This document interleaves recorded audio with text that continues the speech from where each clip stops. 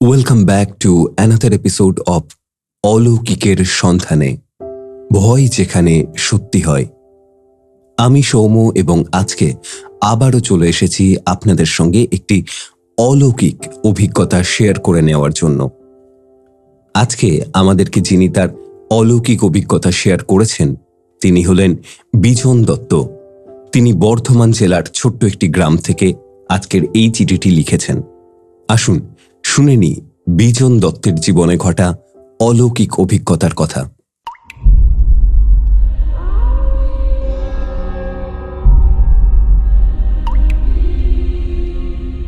এই পৃথিবীতে কিছু ঘটনার কোনো ব্যাখ্যা হয় না। ওয়েলকাম টু অলৌকিকের সন্ধানে, ভয় যেখানে সত্যি হয়। আমি সৌম্য, আর আমি রয়েছি রণদীপ আপনাদের সঙ্গে। আর আমাদের আজকের ঘটনাটা এমন একজন পাঠকের, যিনি নিজের চোখে দেখেছেন এমন এক ঘটনা যা তাকে আজও বিশ্বাস করতে বাধ্য করেছে যে অলৌকিক ঘটনা সত্যিই এই দুনিয়ায় ঘটে। আসুন শুরু করি আজকের কাহিনী এবং জানি সত্যি কি কিছু অলৌকিক আছে তার সেই অভিজ্ঞতায়। প্রিয় রণদীপদা এবং সৌম্যদা, নমস্কার। আমার নাম বিজন দত্ত। আমি বর্ধমান জেলার একটি ছোট্ট গ্রাম থেকে এই চিঠিটি লিখছি। আপনাদের চ্যানেল অলৌকিকের সন্ধানে আমি নিয়মিত দেখি, কিন্তু কখনো ভাবিনি যে একদিন নিজের অভিজ্ঞতা নিয়েই আপনাদের কাছে চিঠি লিখতে হবে। কিন্তু গত 3 মাসে আমার জীবনে যা ঘটেছে তা না বললে বুকের ভেতরটা ফেটে যাবে বলে মনে হচ্ছে। এখন রাত 3টে বেজে গেছে, কিন্তু ঘুম আসছে না, হাত কাঁপছে, তবুও লিখছি, কারণ আমি জানি না আর কতদিন বাঁচব। আমার বয়স এখন 35, বিধবা মা আর 2 ছোট বোনকে নিয়ে আমার সংসার। বাবা মারা গেছেন 5 বছর আগে। তখন থেকেই আমি পরিবারের একমাত্র উপার্জনক্ষম সদস্য। এত বছর বিভিন্ন জায়গায় ছোটখাটো কাজ করেছি, কখনো দোকানে, কখনো রিক্সা চালিয়ে, কখনো মাঠে মজুরি করে, কিন্তু কোনো কাজেই স্থায়ী হয়নি। বড় বোনের বিয়ে দিতে হবে, তার জন্য টাকা জমাতে হবে। তাই যখন 3 মাস আগে আমার এক দূর সম্পর্কের মামার কাছে শুনলাম যে একটা ব্যাটারি তৈরির কারখানায় নাইট গার্ডের চাকরি খালি আছে আর মাসে 10,000 টাকা বেতন, আমি লুফে নিলাম সেই সুযোগ। কারখানাটা আমাদের গ্রাম থেকে প্রায় 12 কিলোমিটার দূরে, জেলার প্রান্ত সীমায়। বড় রাস্তা থেকে প্রায় 3 কিলোমিটার ভেতরে ঢুকতে হয়। চারপাশে ঘন জঙ্গল আর পরিত্যক্ত জমি। কারখানাটা বেশ পুরনো, প্রায় 50 বছরের তো হবেই। লাল ইটের 3 তলা একটা বিশাল বাড়ি, যার চারপাশে উঁচু দেওয়াল। মূল ফটক দিয়ে ঢুকলেই বাঁ দিকে একটা ছোট্ট কেবিন, সেটাই গার্ড রুম। দক্ষিণ দিকে বিশাল উৎপাদন কক্ষ আর উত্তর দিকে স্টোর রুম। পুরনো দিনের তৈরি বলে ভবনটার স্থাপত্য বেশ ভয়ঙ্কর। লম্বা লম্বা জানালা, সরু করিডোর আর অসংখ্য অন্ধকার কোণা। প্রথম দিন যখন কাজে যোগ দিতে গেলাম তখন সকাল 10টা বাজে। ম্যানেজার সাহেব শান্তনু ব্যানার্জি নামে এক ভদ্রলোক আমাকে নিয়ে পুরো কারখানাটা ঘুরিয়ে দেখালেন। দিনের আলোতে জায়গাটাকে বেশ সাধারণ বলেই মনে হলো, যদিও কিছুটা জীর্ণ আর অযত্নে পড়ে থাকা। দেওয়ালের রং উঠে গেছে, জায়গায় জায়গায় স্যাঁতসেঁতে ভাব। ম্যানেজার সাহেব বললেন, দেখো বিজন, এই কারখানায় এখন শুধু দিনের শিফটেই কাজ হয়, রাতে কোনো উৎপাদন থাকে না। তোমার কাজ শুধু পাহারা দেওয়া, সন্ধে 6টা থেকে সকাল 6টা। এই 12 ঘন্টা তোমাকে এখানে থাকতে হবে। প্রতি 2 ঘন্টায় একবার পুরো কারখানাটা চক্কর মারবে, চেক করবে সব ঠিকঠাক আছে কিনা। আমি জিজ্ঞেস করলাম, আমার আগে যে গার্ড ছিল সে কোথায় গেল? ম্যানেজার সাহেবের মুখটা একটু শক্ত হয়ে গেল। কিছুক্ষণ চুপ করে থেকে বললেন, সে সে হঠাৎ চাকরি ছেড়ে পালিয়ে গেছে, কোনো কারণ টারণ বলেনি। তোমাকে একটা কথা বলি বিজন, এই কারখানায় অনেক গার্ড এসেছে, কিন্তু বেশি দিন কেউ টেকেনি, সবাই 1 মাসের মধ্যেই হাওয়া। তুমি কি একটু সাহসী ছেলে, ভয়টাই পাও না তো? তখন আমি হেসে বললাম, হ্যাঁ, ভূতটুত ভূতটুত বলে তো কিছু হয় না দাদা, আমি তো বিশ্বাসই করি না ওসবে। ম্যানেজার সাহেব একটা লম্বা নিঃশ্বাস ফেললেন। আচ্ছা, থাকো তাহলে, দেখা যাক কতদিন টিকতে পারো। তবে মনে রেখো, যাই হোক না কেন 3য় তলায় যেও না, ওটা একদম বন্ধ রাখা আছে। ওখানে কিছুই নেই, শুধু পুরনো মালপত্র আর ভাঙাচোরা জিনিসপত্র। আর হ্যাঁ, স্টোর রুমের একেবারে শেষের ঘরটায়ও যাওয়ার কোনো রকম দরকার নেই, সেখানে বিষাক্ত রাসায়নিক পদার্থ রাখা আছে। সেদিন বাড়ি ফিরে মাকে সমস্তটা বললাম। মা খুব খুশি হলেন যে আমার একটা স্থায়ী চাকরি হয়েছে, কিন্তু যখন বললাম যে রাতের শিফট, তখন তাঁর মুখটা একটু ফ্যাকাশে হয়ে গেল।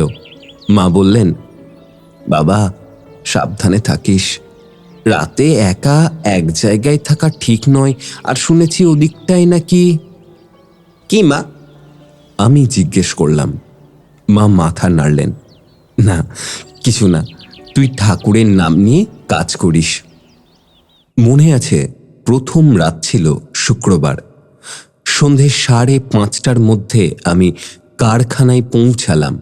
দিনের শিফটের গার্ড রঘু কাকা নামে এক বয়স্ক লোক আমাকে দেখেই বলল, তুমি নতুন রাতের গার্ড? আমি মাথা নাড়লাম। তিনি আমার দিকে এক দৃষ্টে তাকিয়ে রইলেন, তারপর বললেন, তোমাকে একটা পরামর্শ দিই ছেলে, এই চাকরি ছেড়ে দাও, আজই শেষবার এসেছ ভেবো। আমি অবাক হয়ে জিজ্ঞেস করলাম, কাকা কেন, এরকম কেন বলছেন বলেন তো? কিছু সমস্যা হয়েছে নাকি এখানে? রঘু কাকা চারপাশে তাকিয়ে নিচু স্বরে বললেন, এই কারখানা শুদ্ধ না ছেলে, রাতে এখানে সব অদ্ভুত ব্যাপার স্যাপার ঘটে। আমি দিনের গার্ড, তাও মাঝে মাঝে সন্ধ্যার পর থাকতে হয়েছে। যা দেখেছি, যা শুনেছি, বাবা গো, ভগবান যেন কোনো শত্রুকেও এসব না দেখায়। এই কাকা কি দেখেছেন একটু বলবেন? আমার কৌতূহল হলো। রঘু কাকা মাথা নাড়লেন। এখন বললে বিশ্বাস করবে না, নিজে দেখলে তবেই বুঝবে। তবে একটা কথা মনে রেখো ছেলে, 3য় তলায় যেও না। যে কথাই শোনো, যে আওয়াজই পাও, উপরে কিন্তু একদম উঠবে না। আর স্টোর রুমে যেতে হলে তাড়াতাড়ি কাজ সেরে বেরিয়ে এসো, বেশিক্ষণ সেখানে দাঁড়িয়ে থেকো না। এইসব কথা শুনে আমার একটু গা ছমছম করলো বটে, কিন্তু আমি মনে মনে ভাবলাম, নিশ্চয়ই বুড়ো মানুষ ভয় পেয়ে গিয়েছেন, হয়তো কোনো পশু পাখি বা বাতাসের শব্দ শুনে ভূত ভেবেছেন। আমি তো পড়াশোনা করা ছেলে, যুক্তিবাদী মনের, ভূত প্রেত বলে কিচ্ছু নেই, এই বিশ্বাস আমার দৃঢ় ছিল। রঘু কাকা চলে যাওয়ার পর আমি গার্ড রুমে ঢুকলাম। ছোট্ট একটা ঘর, একটা টেবিল, একটা চেয়ার আর একটা পুরনো খাট, আর দেওয়ালে একটা ঘড়ি, একটা লণ্ঠন আর একটা টর্চ রাখা ছিল টেবিলের উপর। ম্যানেজার সাহেব বলে গিয়েছিলেন যে মাঝে মধ্যে এখানে বিদ্যুৎ চলে যায়, তাই এগুলো রাখা আছে। সন্ধে 6টা বাজতেই আমি প্রথম রাউন্ডে বেরোলাম। হাতে টর্চ নিয়ে আস্তে আস্তে কারখানার ভেতর ঢুকলাম। বিশাল উৎপাদন কক্ষ, সারি সারি যন্ত্রপাতি, কনভেয়ার বেল্ট, সব নিস্তব্ধ, নিশ্চুপ। আমার পায়ের শব্দ প্রতিধ্বনিত হচ্ছিল বিশাল হলঘরে। মাথার ওপরে ঝুলছে বড় বড় বাল্ব, তবে অর্ধেকই নষ্ট, কিছু জায়গা উজ্জ্বল আর কিছু জায়গা ছায়াছন্ন। প্রথম তলা ঘুরে দেখে কোনো সমস্যা না পেয়ে আমি দোতলায় উঠলাম। দোতলায় অফিস রুম আর মিটিং রুম, সব ঘর বন্ধ, তালা ঝোলানো। করিডোর ধরে হাঁটছিলাম। হঠাৎ মনে হলো পেছন থেকে কে যেন ফিস ফিস করে কথা বলছে। আমি ঘুরে তাকালাম, কেউ নেই, হয়তো বাতাসের শব্দ, আমি তাই ভাবলাম। তৃতীয় তলায় যাওয়ার সিঁড়িটা দোতলার একদম শেষে, একটা লোহার দরজা দিয়ে ঢাকা, তালা দেওয়া। ম্যানেজার সাহেব আর রঘু কাকা দুজনেই বলে গিয়েছিলেন ওপরে না যেতে। আমি সিঁড়ির মুখ পর্যন্ত গিয়ে দাঁড়ালাম। দরজার ফাঁক দিয়ে ঠান্ডা হাওয়া বইছিল, যেন কেউ ওখান থেকে ফুঁ দিচ্ছে। অদ্ভুত একটা গন্ধ, পচা আর বাসি, এই দুয়ের মিশিয়ে কিছু একটা। আমি তাড়াতাড়ি সেখান থেকে নেমে এলাম। স্টোর রুমে ঢোকার আগে আমি কেন জানি না একটু ইতস্তত করলাম। বড় একটা হলঘর, সারি সারি তাক, তাতে রাখা নানা রকম মালপত্র, বক্স, ড্রাম, কেমিক্যালের কন্টেনার। একটা আলো জ্বলছিল দূরে, বাকিটা প্রায় অন্ধকার। আমি টর্চ জেলে ভিতরে ঢুকলাম। মনে হচ্ছিল কেউ যেন আমাকে দেখছে বা অনুসরণ করছে। বারবার পেছনে ফিরে তাকাচ্ছিলাম, কিন্তু কাউকে দেখতে পাচ্ছিলাম না। স্টোর রুমের একদম শেষে একটা ছোট্ট ঘর, দরজা বন্ধ, লাল রঙের সাইনবোর্ডে লেখা বিপজ্জনক রাসায়নিক, প্রবেশ নিষেধ। আমি দরজার কাছে গিয়ে দাঁড়ালাম। দরজায় কান পাতলাম, কেন তা ঠিক বলতে পারবো না। ভেতর থেকে কেমন যেন একটা শব্দ আসছিল, যেন জল পড়ছে, হয়তো কোনো পাইপ থেকে লিক হচ্ছে ভাবলাম। প্রথম রাউন্ড শেষ করে আমি গার্ড রুমে ফিরে এলাম। ঘড়িতে তখন 7টা বাজে। আমি চেয়ারে বসে একটা বই পড়তে লাগলাম। সব শান্ত, নিস্তব্ধ, শুধু দূরে কোথাও কুকুর আর শেয়ালের ডাক শোনা যাচ্ছিল মাঝে মাঝে। রাত 8টা নাগাদ আমার খিদে পেল। মা 2টো রুটি আর তরকারি দিয়ে দিয়েছিলেন, সেটাই খেলাম। খাবার পর আবার বই নিয়ে বসলাম, কিন্তু পড়তে পারছিলাম না। কেমন জানি একটা অস্বস্তি লাগছিল। মনে হচ্ছিল কেউ জানালা দিয়ে আমাকে দেখছে। আমি উঠে জানালার কাছে গিয়ে বাইরে তাকালাম। ঘুটঘুটে অন্ধকার, কিছুই দেখা যাচ্ছে না। রাত 9টায় দ্বিতীয় রাউন্ডে বেরোলাম। এবার কিছুটা সাহস এসেছিল, কারণ প্রথমবার তো কিচ্ছু হয়নি। প্রথম তলা, দোতলা ঘুরে দেখলাম, সব ঠিক। কিন্তু এবার যখন স্টোর রুমে ঢুকলাম, একটা অদ্ভুত ব্যাপার হলো। স্টোর রুমের শেষের ঘরটার দরজা, যেটা আমি বন্ধ রেখে এসেছিলাম, সেটা খোলা। আমার বুকের ভেতরটা ধক করে উঠল। আমি সাবধানে এগিয়ে গেলাম। দরজার সামনে দাঁড়িয়ে ভেতরে টর্চ ফেললাম। ছোট্ট একটা ঘর, চারিদিকে তাক, তাতে রাখা কেমিক্যালের বোতল আর কন্টেইনার। মেঝেতে সত্যিই জল, একটা কোণ থেকে ফোঁটা ফোঁটা পড়ছে। কিন্তু যেটাই আমার চোখ আটকে গেল, সেটা হলো মেঝেতে একটা দাগ, কালো রঙের। মনে হচ্ছিল কেউ কিছু একটা টেনে নিয়ে গেছে। দাগটা ঘরের এক কোণ থেকে শুরু হয়ে দরজা পর্যন্ত এসেছে, তারপর করিডোরে মিলিয়ে গেছে। আমার হাত পা ঠান্ডা হয়ে গেল। কে দরজা খুলল, কে এই দাগ করল, আমি বুঝতে পারলাম না। তাড়াহুড়ো করে দরজা বন্ধ করে তালা দিয়ে বেরিয়ে এলাম। গার্ড রুমে ফিরে এসে আমি ম্যানেজার সাহেবকে ফোন করলাম। তিনি রাগান্বিত স্বরে বললেন, কি হয়েছে, এত রাতে ফোন করছো কেন? আমি স্টোর রুমের ঘটনা বললাম। তিনি কিছুক্ষণ চুপ করে থাকলেন, তারপর বললেন, হয়তো আমি বা অন্য কেউ দিনের বেলায় ঢুকেছিলাম, দরজাটা খুলেই দেখা হয়েছিল হয়তো।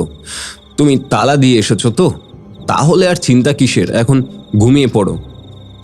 কিন্তু ঘুম কোথায়? আমি চেয়ারে বসে রইলাম, চোখ জানালার দিকে। বাইরে ঝিঁঝি পোকার ডাক, মাঝে মাঝে কুকুরের ডাক শোনা যাচ্ছে। ঘড়ির কাঁটা যেন আর এগোচ্ছে না। রাত 11টা, 11:30, 12টা। ঠিক মধ্যরাত্রিতে একটা আওয়াজ হলো, এত জোরে আর এত কাছ থেকে যে আমি চেয়ার থেকে লাফিয়ে উঠলাম। অদ্ভুত একটা শব্দ, যেন কিছু মাটিতে পড়ে গেল। শব্দটা এসেছিল কারখানার ভেতর থেকে।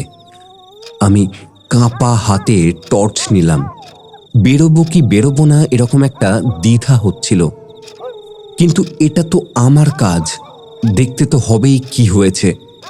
আমি গার্ড রুম থেকে বেরিয়ে কারখানার দিকে এগোলাম।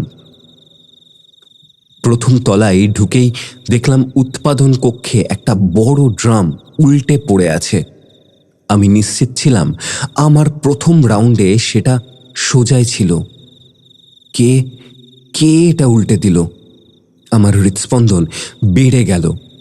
আমি চারপাশে টর্চ ফেলতে লাগলাম, কেউ আছে কিনা তা ভালো করে পরীক্ষা করলাম। হঠাৎ উপরের তলা থেকে একটা শব্দ এলো, পায়ের শব্দ। কেউ হাঁটছে, ধীর গতিতে কিন্তু নিয়মিত ছন্দে। আমার সাহস প্রায় শেষ হয়ে গেল, কিন্তু আমি নিজেকে বোঝালাম হয়তো কোনো চোর ঢুকেছে, আমাকে দেখতেই হবে। আমি সিঁড়ি দিয়ে দোতলায় উঠলাম। দোতলার করিডোরে পৌঁছে আমি দাঁড়িয়ে পড়লাম। পায়ের শব্দ সম্পূর্ণ থেমে গেছে। চারপাশে মৃত্যুর মতো নীরবতা। আমি টর্চ জেলে করিডোর ধরে এগোতে লাগলাম। হঠাৎ করিডোরের একদম শেষে তৃতীয় তলায় ওঠার সিঁড়ির সামনে আমি একটা ছায়া দেখতে পেলাম।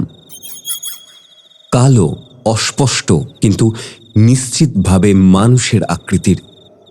কে কে ওখানে? আমি চিৎকার করে উঠলাম। ছায়াটা নড়ে উঠল, তারপর হঠাৎ করে তৃতীয় তলার দরজাটা খুলে গেল এবং সেই ছায়াটা ভিতরে ঢুকে গেল।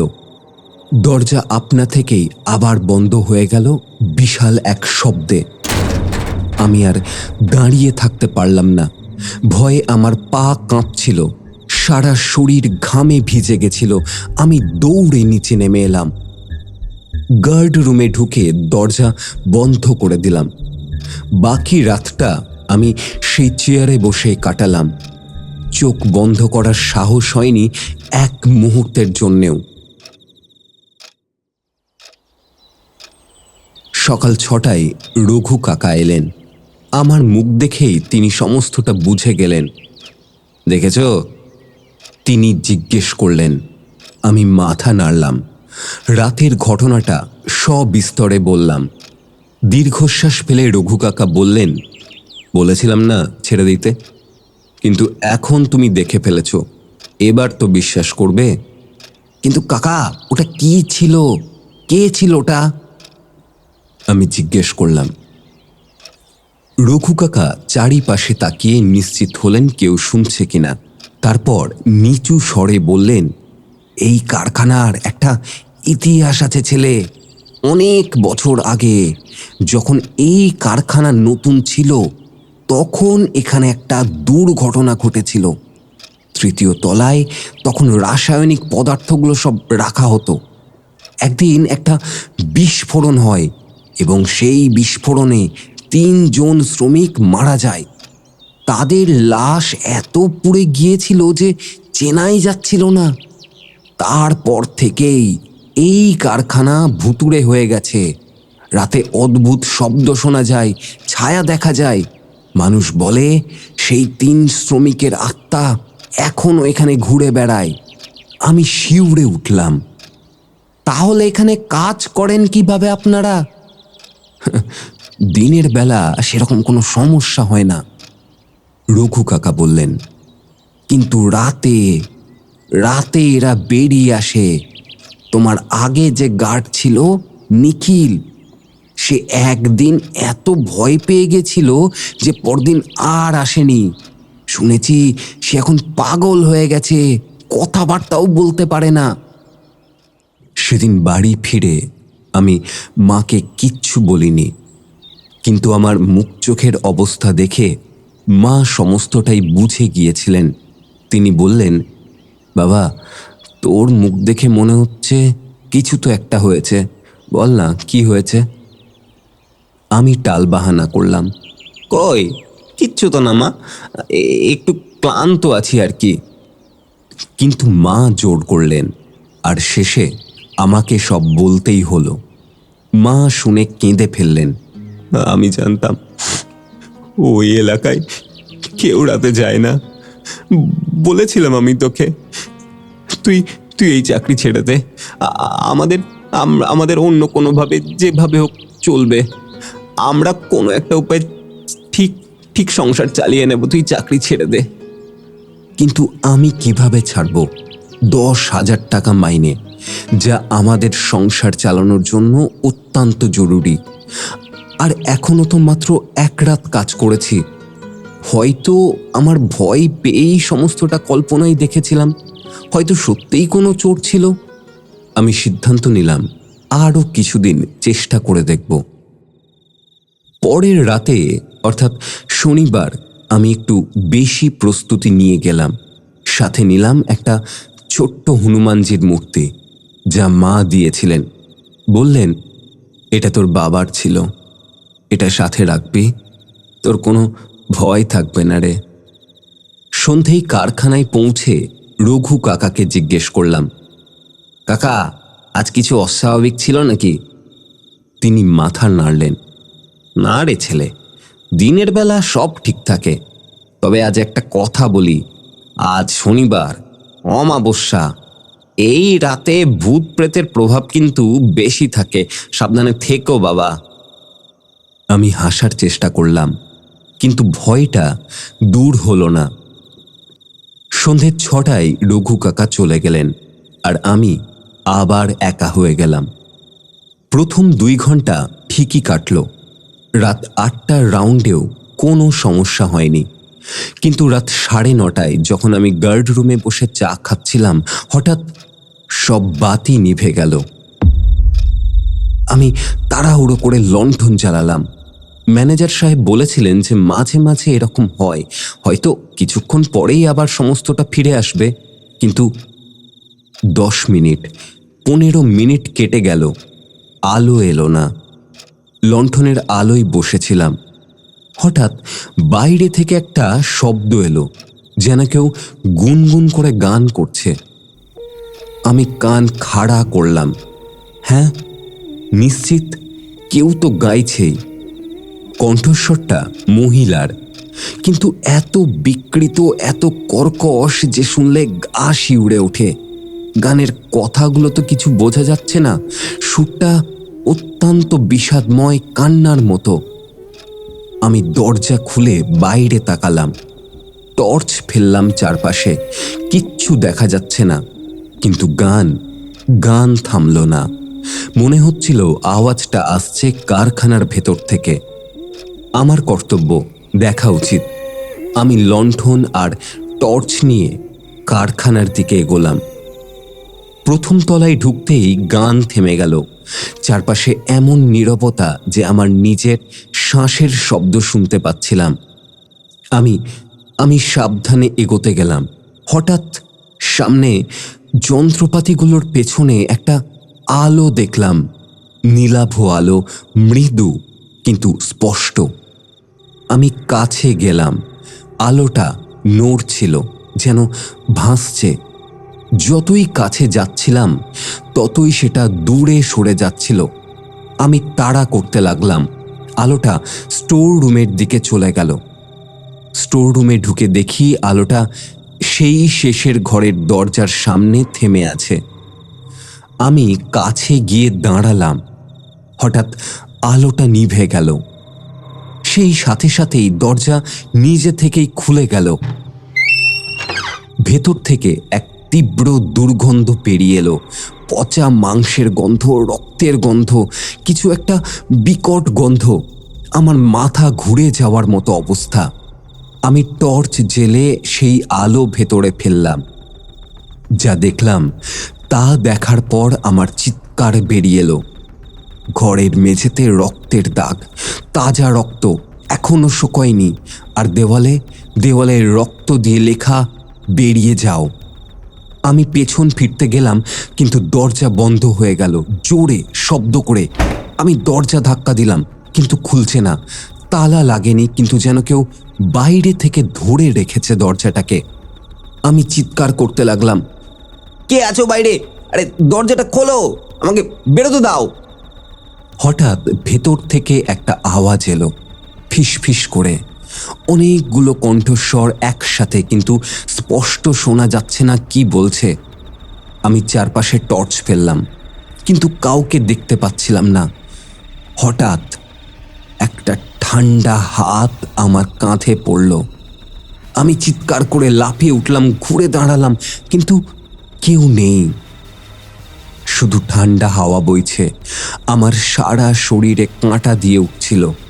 আমি দরজার দিকে ছুটে গেলাম, পুরো শক্তি দিয়ে ধাক্কা দিলাম, আর এবার দরজাটা খুলে গেল।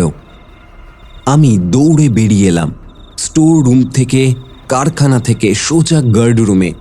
দরজা বন্ধ করে ভেতর থেকে আটকে দিলাম।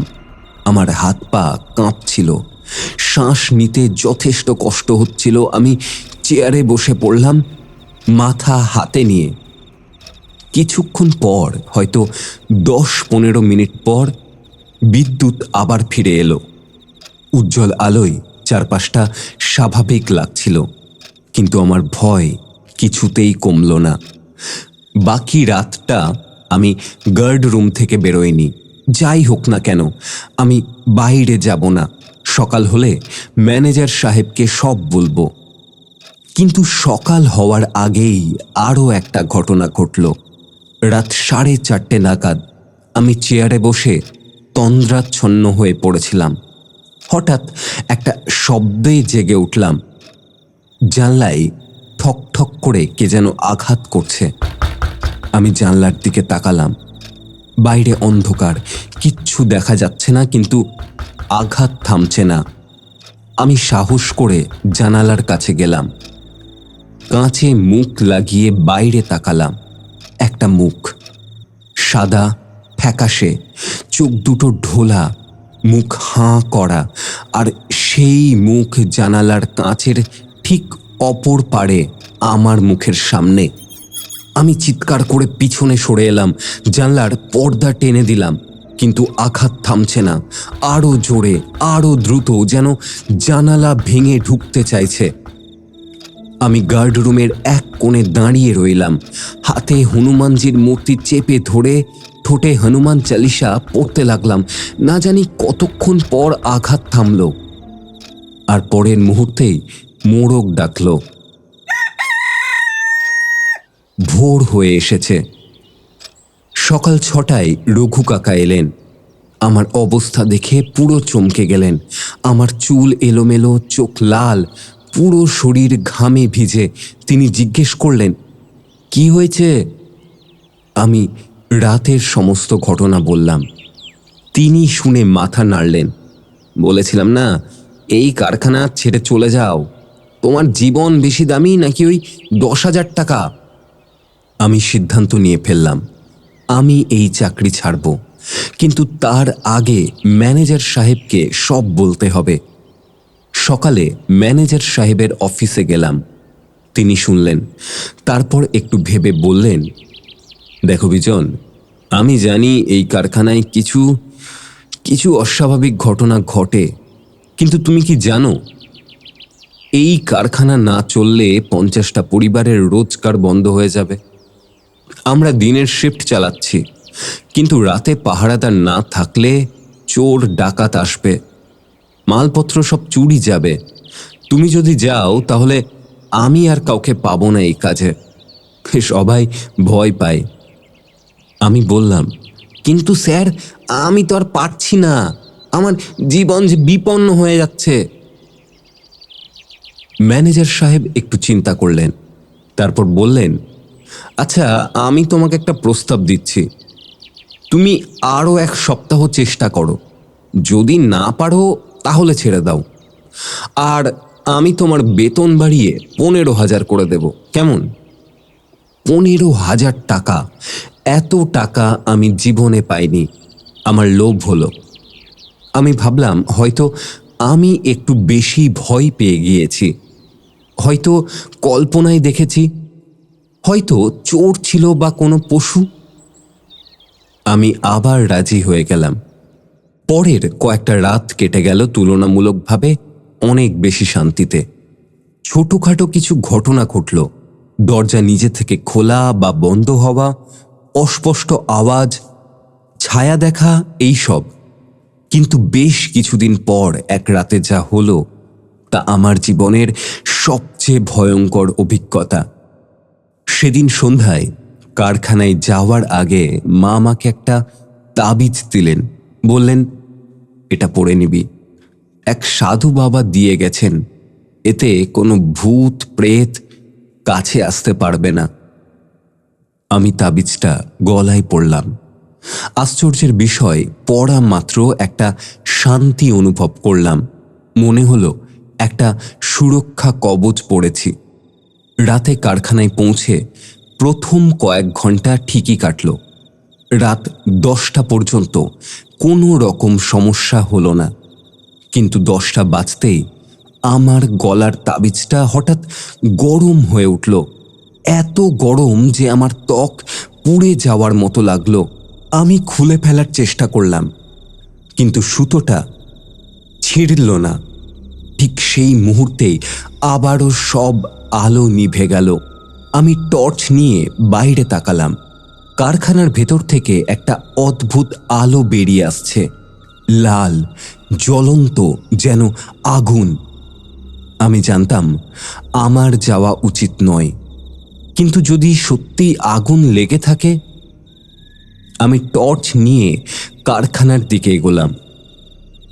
প্রথম তলায় ঢুকতেই দেখলাম উৎপাদন কক্ষের মাঝখানে একটা জ্বলন্ত বৃত্ত, লাল আগুনের বৃত্ত, কিন্তু কোনো তাপ নেই, কোনো ধোঁয়া নেই।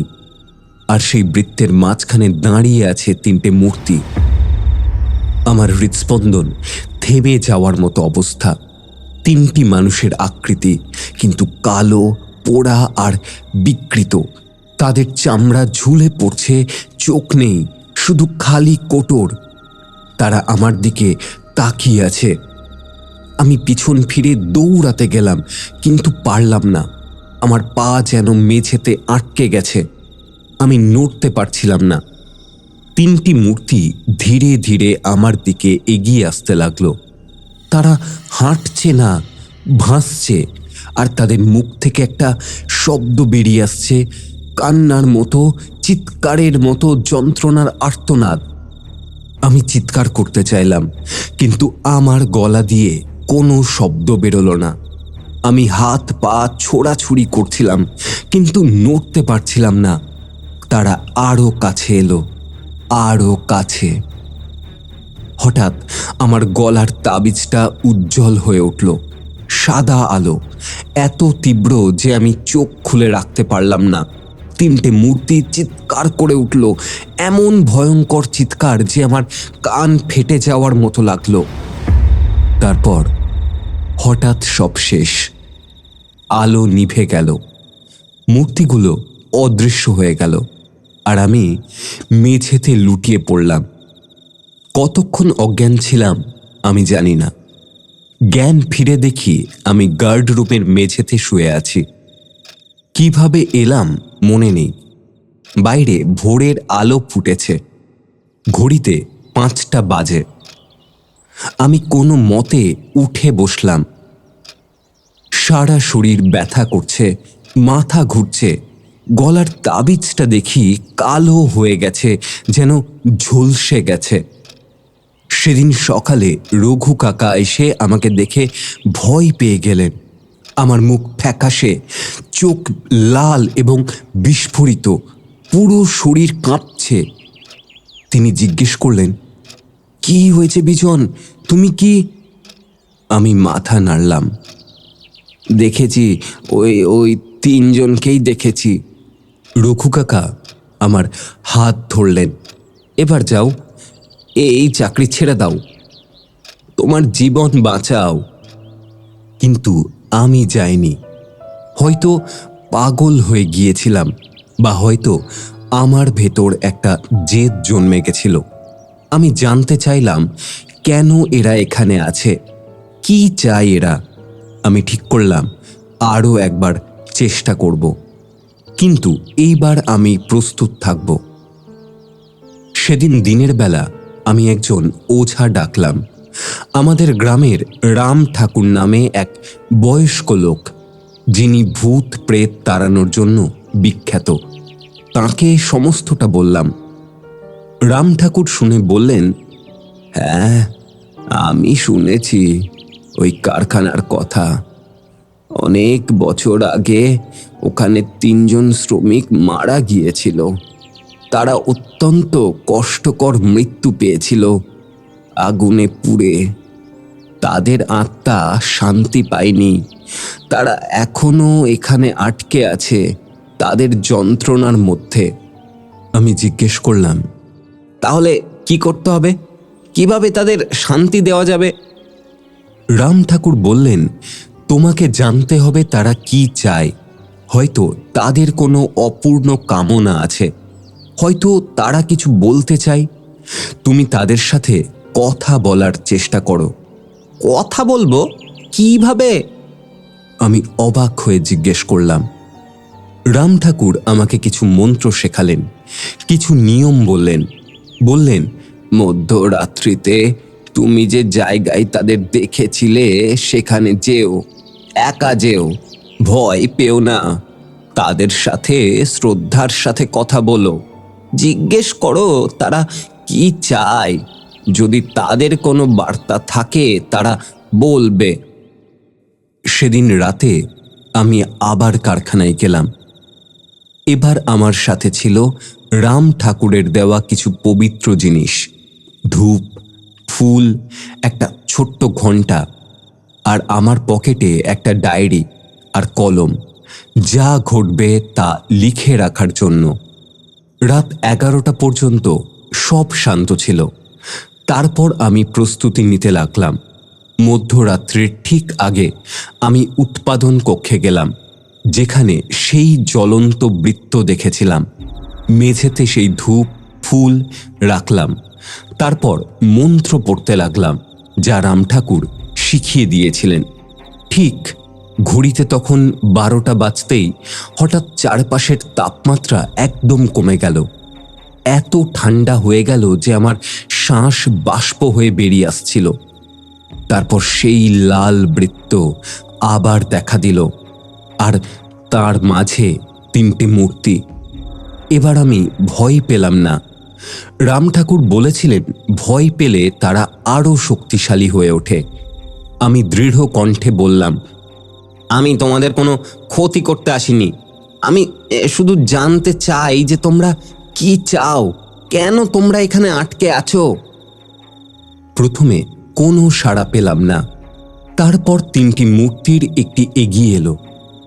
তার মুখ থেকে একটা আওয়াজ বেরোলো, ফিসফিসানি, ভাঙাচোরা, কিন্তু বোঝা যাচ্ছিল। আমরা আটকে আছি এখানে। আমি জিজ্ঞেস করলাম, কেন, কি হয়েছিল তোমাদের?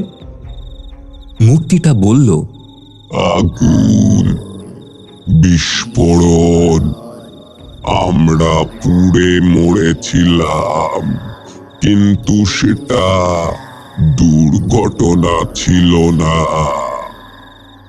মানে? আমি অবাক হয়ে জিজ্ঞেস করলাম।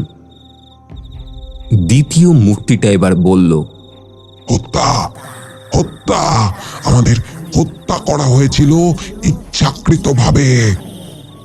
তৃতীয় মূর্তিটা বলল, মালিক, সেই সময়ের মালিক, সে জানতো আমরা তার অবৈধ কাজের কথা জানতে পেরে গেছি।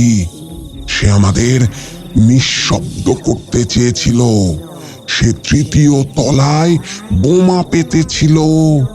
আমরা সেখানে কাজ করছিলাম, হঠাৎ বিস্ফোরণ।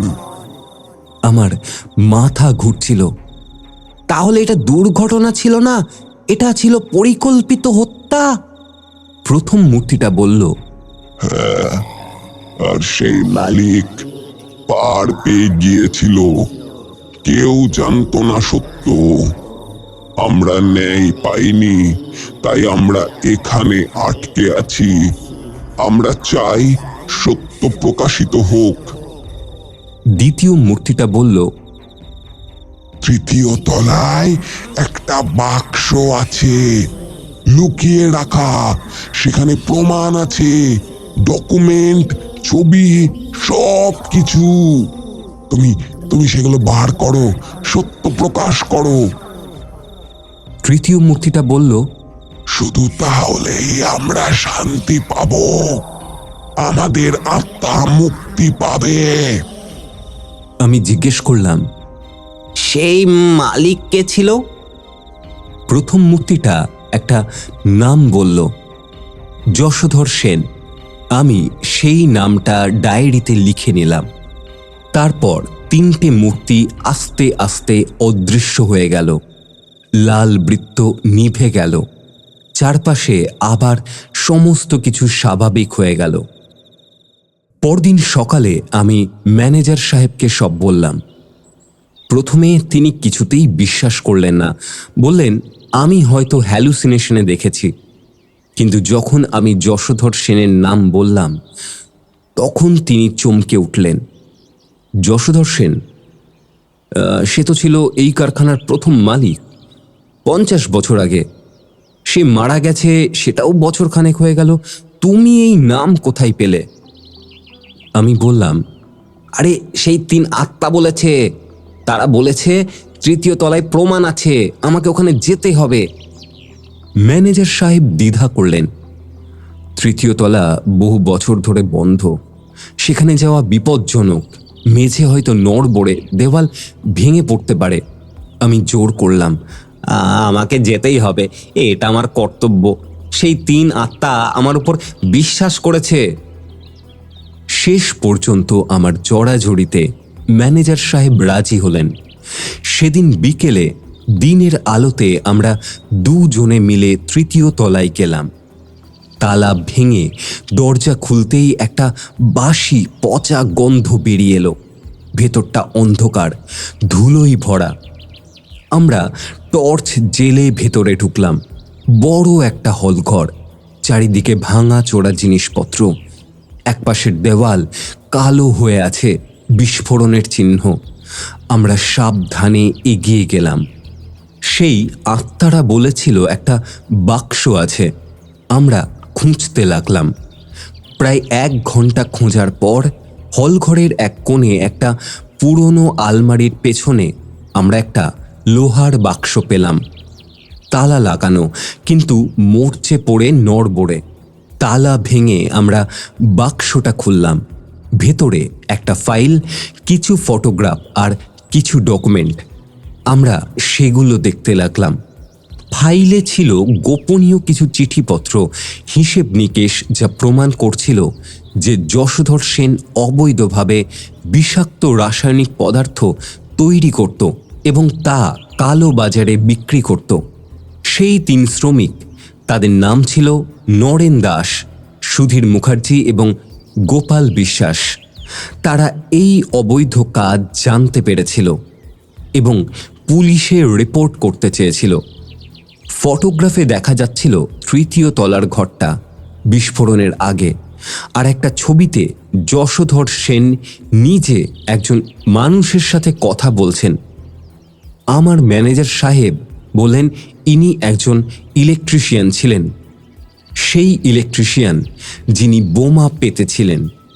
সবচেয়ে চমকপ্রদ বিষয়, 3 শ্রমিকের একটা চিঠি, যা তারা লিখেছিল কিন্তু পাঠাতে পারেনি। চিঠিতে তারা সব কিছু বর্ণনা করেছিল: যশোধর সেনের অপরাধ, তার হুমকি এবং তাদের ভয়। ম্যানেজার সাহেব সব দেখে স্তম্ভিত হয়ে গেলেন। এটা এটা অবিশ্বাস্য, এত বছর পর সত্য বেরিয়ে এলো।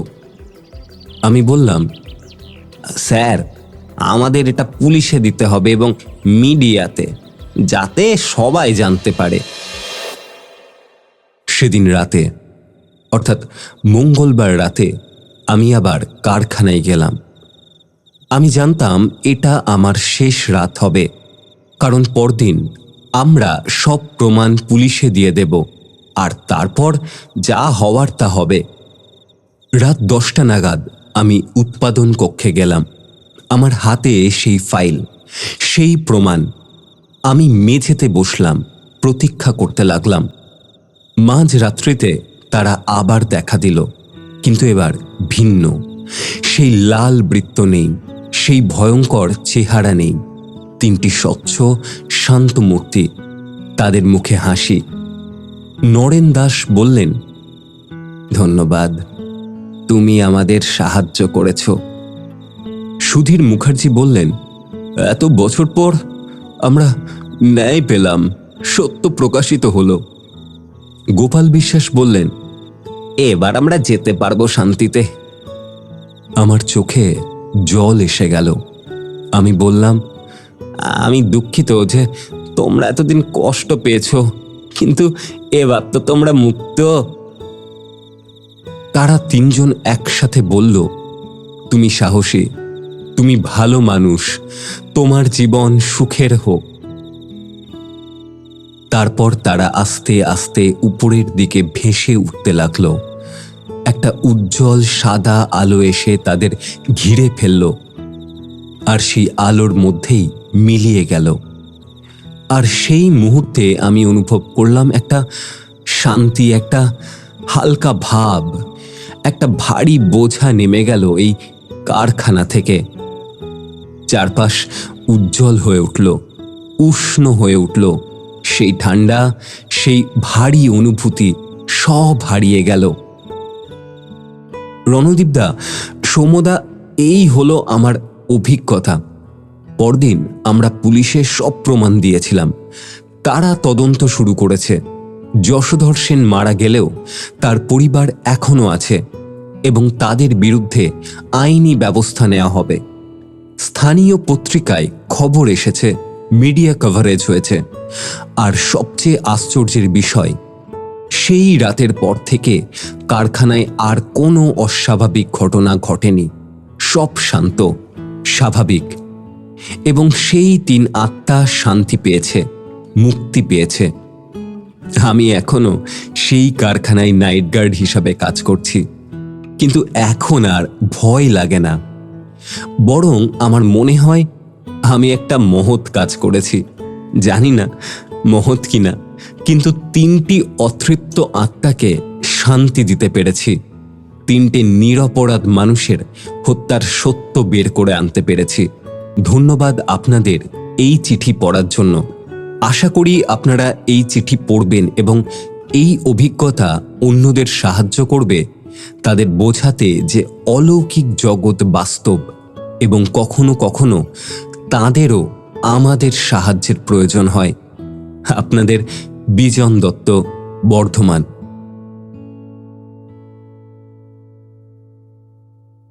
বিজন, তোমার এই লেখা সত্যি একটা মানুষের লেখা, একটা মানুষের গল্প।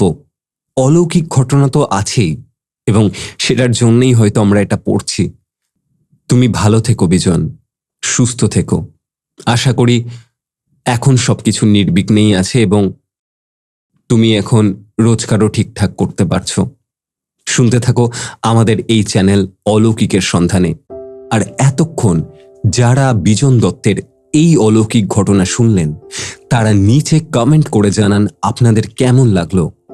ভালো লাগলে কাছের মানুষের সঙ্গে শেয়ার করে নিন। লাইক, কমেন্ট, শেয়ার করতেই থাকুন। আর প্লিজ ভুলে যাবেন না চ্যানেলটিকে সাবস্ক্রাইব করতে। দেখা হচ্ছে পরের পর্বে। ততক্ষণের জন্য শুনতে থাকুন অলৌকিকের সন্ধানে, কারণ ভয় এখানে সত্যি হয়।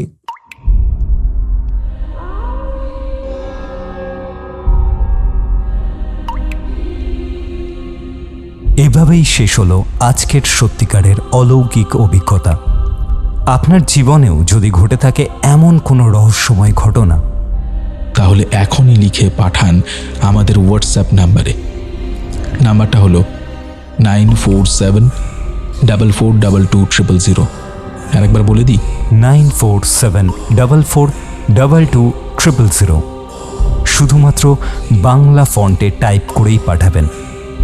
আর সাবস্ক্রাইব করতে ভুলবেন না অলৌকিকের সন্ধানে, কারণ ভয় এখানে সত্যি হয়।